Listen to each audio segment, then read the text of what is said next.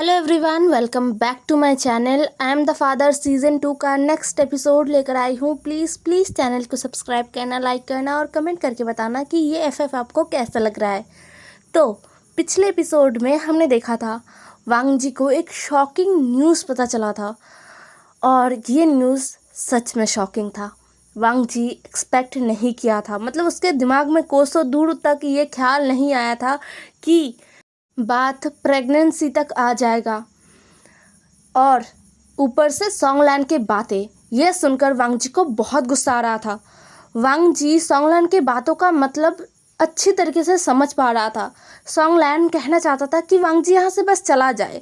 वांग जी का मतलब कोई लेना देना नहीं रखना, वांग जी कोई लेना देना ना रखे और चला जाए। ये लोग कुछ भी नहीं कर पाएंगे अगर वांग जी यहाँ से चला गया तो।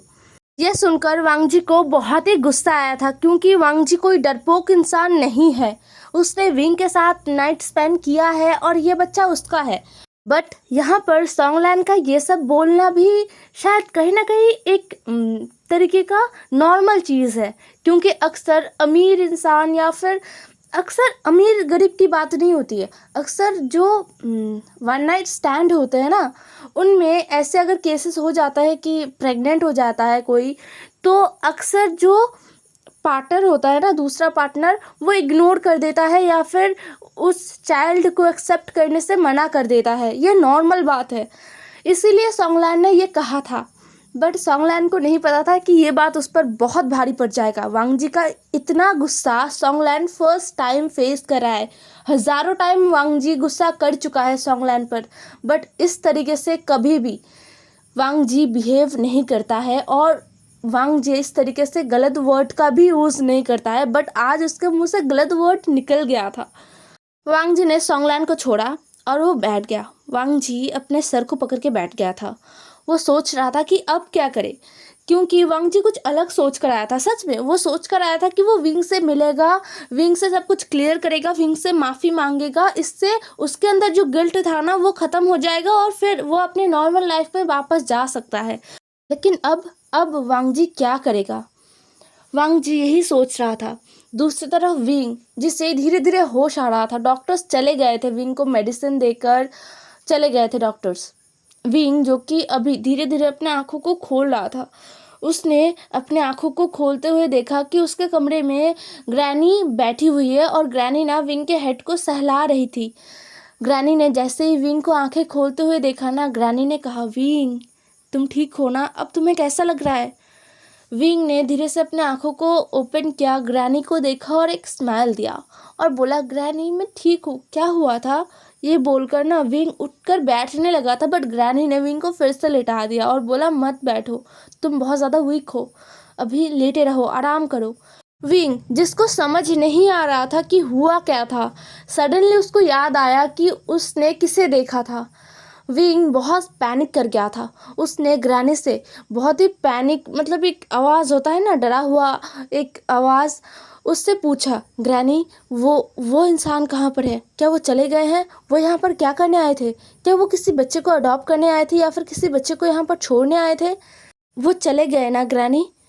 यह सुनकर ग्रैनी कुछ जवाब दे पाते उससे पहले ग्रैनी और विंग दोनों ने ही किसी का आवाज़ सुना जो बहुत ज़्यादा स्ट्रॉन्ग था। वो वांग जी था। वांग जी ने कहा, नहीं, मैं नहीं गया हूँ, मैं अभी भी यही हूँ। ये सुनकर ना विंग ने अपना सर उठा कर देखा। वांग जी विंग के गेट के, मतलब रूम का जो गेट है ना, वो उसके बाहर खड़ा था और वांग जी विंग को देख रहा था। उसके फेस पर कोई एक्सप्रेशन नहीं था और पता नहीं क्यों विंग को बहुत ज़्यादा नर्वसनेस फील हो रहा था। उसका हाथ पैर फिर से ठंडा पड़ रहा था। विंग ने धीरे से अपना सर फिर से पिलो पर रख लिया था और उसने ग्रैनी से कहा, ग्रैनी मैं बहुत ज़्यादा थक गया हूँ, क्या मैं सो सकता हूँ? इस बार भी ग्रैनी कुछ कहती उससे पहले ही वांग जी ने कहा, हाँ तुम सो सकते हो, लेकिन थोड़ी देर बाद, वरना अगर तुम अभी सो गए, पता चला उठने के बाद तुम कहीं और हो। यह सुनकर ना विंग हैरान हो गया था। वो वांग जी से बात नहीं करना चाहता था। वो जानता भी नहीं था कि ये इंसान कौन है, सिवाय इसके कि इस इंसान के साथ उसने नाइट स्पेंड किया था। विंग जो कि अब ना वो कुछ बोल नहीं पा रहा था, वांग जी का ऑरा इतना ज़्यादा स्ट्रांग लग रहा था विंग के सामने, विंग फील कर रहा था कि उसके मुंह से कुछ निकल नहीं रहा था। ग्रैनी ने वांग जी की तरफ देखा और बोला, मिस्टर लैन, आप विंग से ऐसे बात नहीं कर सकते हो। अब ना ग्रैंडपा भी आ गए थे जो विंग के लिए मेडिसिन लाने के लिए गए थे, वो मेडिसिन ला चुके थे। अब ग्रैंडपा ने भी वांग जी से कहा, मिस्टर लैन, आप हमारे अनाथ आश्रम में किस लिए आए हो? क्या आप किसी को अडॉप्ट करना चाहते हो? यहाँ पर बहुत सारे बच्चे हैं, आप अपने साथ कोई बच्चा नहीं लेकर आए हो, इसका मतलब आप किसी को यहाँ पर छोड़ने तो नहीं आए हो। तो फिर यहाँ पर आपका आने का एक ही वजह हो सकता है, किसी को अडॉप्ट करना। ग्रैंडपा की बातों को सुनकर ग्रैनी भी एग्री करती है और बोलती है, हाँ, अगर आप किसी बच्चे को अडॉप्ट करना चाहते हो तो आपको बहुत सारे फॉर्मेलिटीज़ को पूरा करना होगा, और उससे पहले आप बच्चों से मिल लीजिए। वो सभी बाहर खेल रहे हैं या फिर कुछ अपने अपने पढ़ाई भी कर रहे होंगे। आप घूमिए अनाथ आश्रम और बच्चों से मिलिए और देखिए कि आपको कौन सा बच्चा पसंद है, आप किसे अडॉप्ट करना चाहते हो। ये सुनकर वांग जी मतलब कुछ देर के लिए ना एकदम स्टिफ हो गया था। वो यहाँ पर बच्चा अडॉप्ट करने नहीं आया था, उसका खुद का बच्चा है, वो क्यों अडॉप्ट करेगा। खैर, ये वांग जी ने मन में सोचा था। फिर वांग जी अपना गला साफ करते हुए बोलता है, मिस्टर ली, फ़िलहाल मुझे विंग से बात करना है। ये सुनकर विंग हैरान हो गया था, उससे बात करना है, क्या मतलब है? क्या ये इंसान उतने दूर से बस उससे बात करने के लिए आया है? वांग जी की बातों को सुनकर ग्रैंडपा और ग्रैनी दोनों ही हैरान हो गए थे। उन्होंने हैरानी से पूछा, विंग से? विंग से आपको क्या बात करना है? अब ना वांग जी बिल्कुल भी छुपाता नहीं है, वांग जी ज़्यादा चीज़ों को छुपाने में माहिर नहीं है और उसे साफ बातें साफ तरीके से बोलना पसंद है। इसलिए वांग जी ने क्लियर कट बोल दिया कि आई एम द फादर, उस बच्चे का फादर मैं हूँ। ये सुनकर ग्रैनी और ग्रैंडपा थोड़ी देर के लिए एकदम स्टिफ हो गए थे, वो हैरान हो गए थे, उनको बिलीव नहीं हो रहा था। मतलब ये एकदम कैसे हो सकता है, इस इंसान से तो वो लोग आज ही मिले हैं, और विंग, क्या विंग जब शहर में गया था तब इस इंसान से मिला था और तब शायद इन दोनों में कुछ हुआ होगा। ग्रैनी विंग की तरफ देखता है, विंग जिसको कुछ समझ नहीं आया, किसका फादर, कौन सा बेबी। अब सॉन्ग लैंड ग्रैनी और ग्रैंडपा को ना विंग के रूम से बाहर ले जाता है और विंग के रूम में वांग जी आ गया था और रूम का दरवाज़ा भी वांग जी ने बंद कर लिया था। विंग को बहुत नर्वसनेस फील हो रहा था, बट हाँ, उससे शायद क्लियर करना था, ये इंसान उससे जो भी बात करना चाहता है करके बस ये जाए। विंग को ये थॉट आ रहा था, इसलिए विंग उठकर ना बैठ गया था और वो वांग जी की तरफ देख रहा था। दूसरी तरफ सॉन्ग लैंड ग्रैनी और ग्रैंडपा को सब कुछ एक्सप्लेन करते हैं कि क्या हुआ था उस वक्त, और वांग जी यहाँ पर विंग से ही मिलने आया था, ना कि कोई बच्चा अडॉप्ट करने आया है।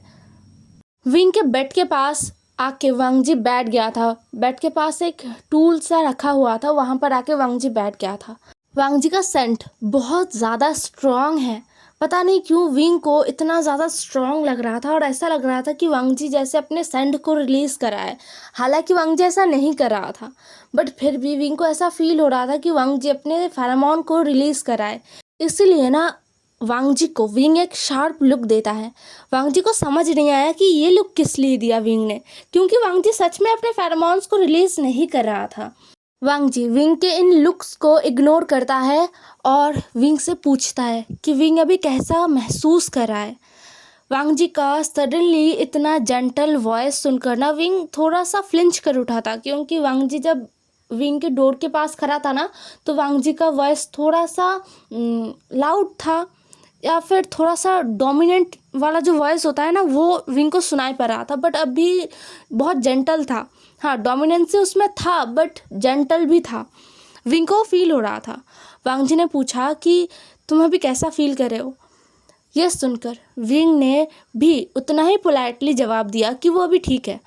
फिर वांग जी ने अपना सर हाँ में हिलाया और वांग जी ने विंग से पूछा, क्या विंग को उस रात के बारे में कुछ याद है जब विंग अपने मदर के साथ डिनर करने के लिए गया था होटल में। यह सुनकर विंग ने अपने हाथों को ना कस लिया था, मतलब उसका हाथ ना ब्लैंकेट पर कस गया था, एकदम मुट्ठी बना लिया था विंग ने एक गहरा सा ब्रेथ लिया और बोला, हाँ मुझे याद है।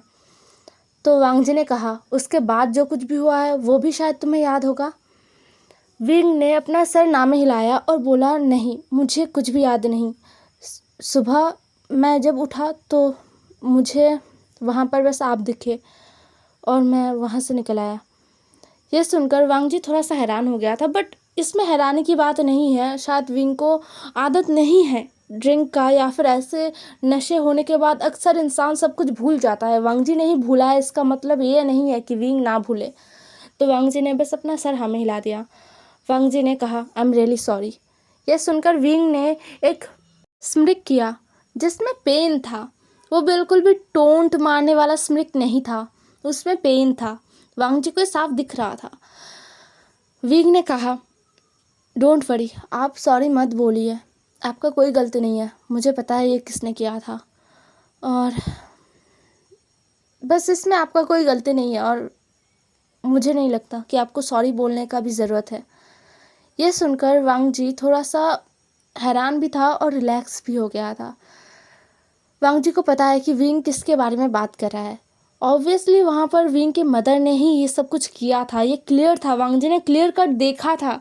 विंग के मदर ने विंग को वहाँ पर छोड़ दिया था वेन चाओ के साथ, वो वहाँ से चले गए थे, जबकि विंग ऑलरेडी तब नशे में था। तो इसका साफ साफ मतलब यही था कि विंग की मदर चाहती थी कि विंग के साथ ऐसा कुछ हो, गलत हो, चाहे उस जगह वेन चाओ हो या फिर वांग जी, दोनों ने विंग के साथ गलत ही किया है।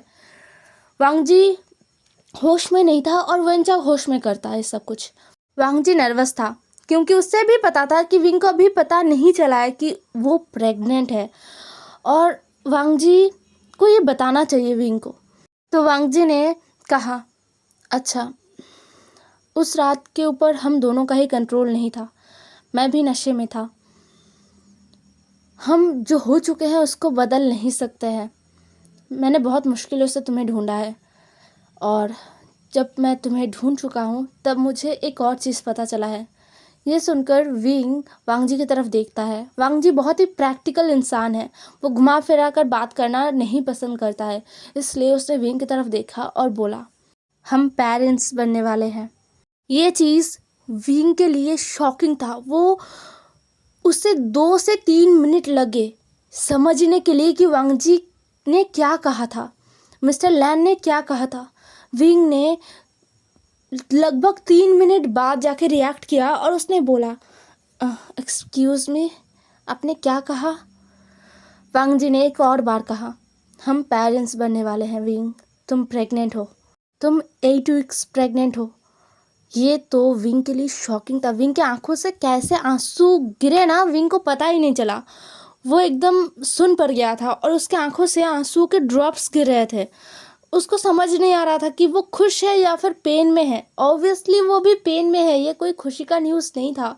हाँ, अगर ये बच्चा एक प्रॉपर शादी के साथ या फिर एक प्रॉपर लव जिसे विंग करता है उसके साथ आता तो शायद विंग को बहुत खुशी होता, बट ये इतना अजीब सिचुएशन में वो प्रेग्नेंट।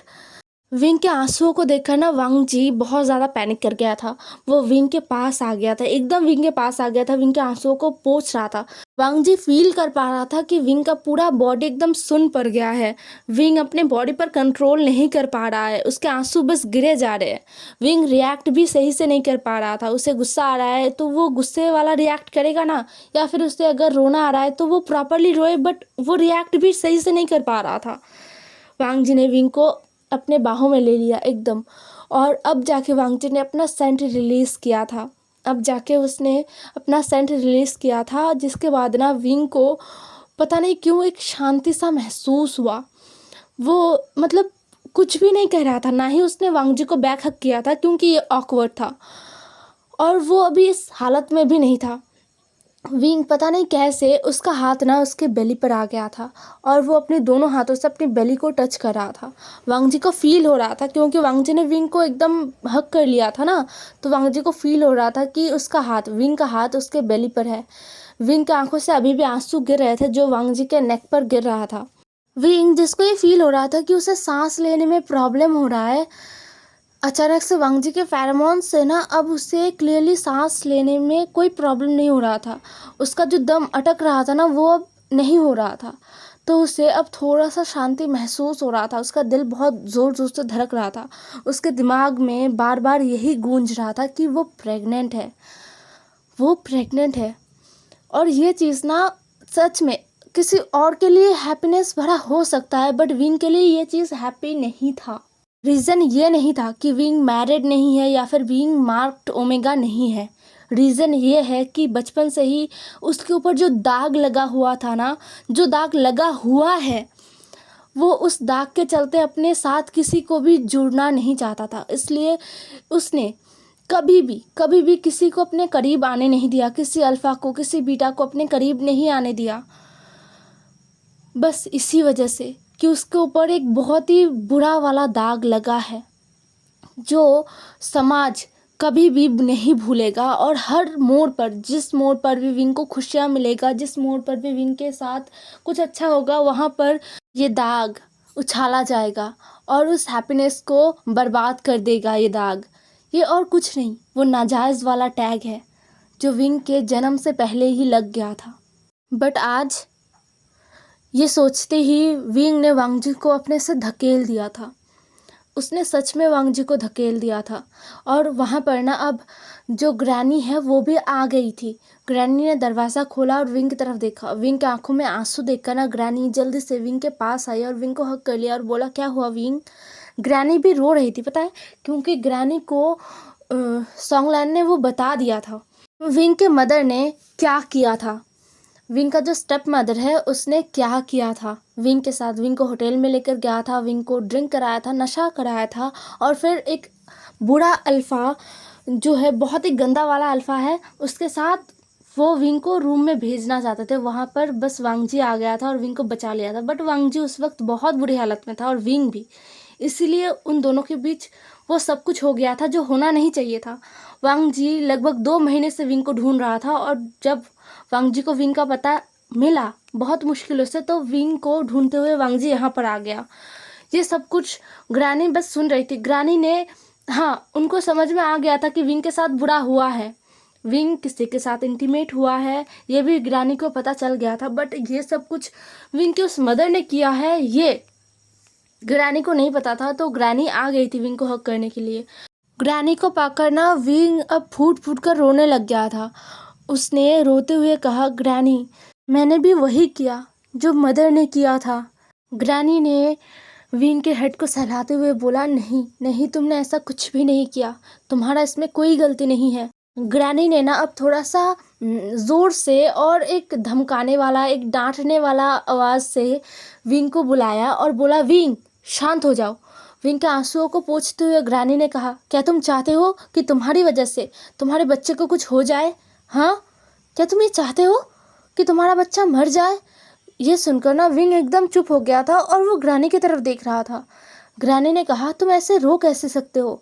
तुम्हें पता है इससे बच्चे को कितना तकलीफ हो रहा है? ये सुनकर ना विंग रोना बंद कर चुका था।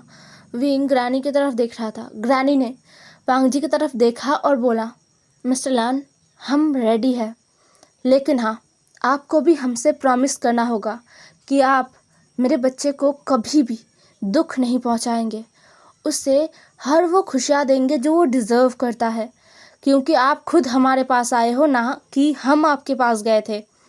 यह सुनकर वांगजी ने अपना सर हाँ में हिला दिया। विंग को समझ नहीं आया कि क्या हो रहा है। ग्रानी ने विंग की तरफ देखा, विंग के हाथों को पकड़ा और बोला, विंग, तुम्हें पता है ना, मैं और तुम्हारा ग्रैंडपा तुम्हारे लिए कभी भी बुरा नहीं सोचते। विंग ने अपना सर हाँ में हिला दिया। फिर ग्रैनी ने कहा, मैंने और तुम्हारे ग्रैंडपा ने हमेशा तुम्हें अपने बच्चे की तरह पाला है, तो आज अपनी ग्रैनी का एक बात मानोगे विंग? यह सुनकर विंग ने कहा, क्या ग्रैनी? ग्रैनी ने कहा, शादी कर लो, मैरिज कर लो, मिस्टर लान से शादी कर लो। वो तुमसे शादी करना चाहते हैं, तुम्हें अपना नाम देना चाहते हैं, और हम भी चाहते हैं कि तुम अब अपना लाइफ स्टार्ट करो, हमारे लिए अपना लाइफ बर्बाद मत करो। और मिस्टर लान, उनसे ज़्यादा अच्छा पार्टनर तुम्हें नहीं मिलेगा। तुम अपनी ग्रैनी का एक बात मानोगे ना? तुम शादी करोगे ना मिस्टर लान से? विंग ने कहा, बट ग्रैनी, मैं। ग्रैनी ने कहा, विंग, तुम्हारी ग्रैनी तुमसे रिक्वेस्ट कर रही है, कर लो ये शादी और अपनी ग्रैनी पर भरोसा करो। तुम खुश रहोगे विंग। विंग अब कुछ बोल नहीं पा रहा था। ग्रैनी ने वांग जी की तरफ देखा और बोला, मिस्टर लान, अब जल्द से जल्द शादी का इंतज़ाम कीजिए। विंग तैयार है शादी करने के लिए। यह सुनकर वांग जी ने अपना सर हाँ में हिला दिया और वांग जी वहाँ पर विंग और ग्रैनी को अकेला छोड़कर वहाँ से चला गया था। और वांग जी के पीछे सोंगलान और जो ग्रैंडपा है ना, वो भी चले गए थे। वो ग्रैनी के साथ आ गए थे तो वो भी चले गए थे। अब ग्रैनी और विंग अकेले थे कमरे में। हे एवरीवन, आज का एपिसोड यहीं पर ख़त्म होता है। ज़रूर बताना कि आज का एपिसोड कैसा लगा और वांग जी ने कब बात किया होगा शादी के बारे में, कब सोचा होगा उसने कि वो विंग से शादी करने वाला है, और उसने बताया कब ग्रैनी और ग्रैंडपा को। ये हम कल देखेंगे, ठीक है। ज़्यादा टेंशन मत लो, कल क्लियर कर दूंगी मैं। बाय बाय, कल मिलेंगे।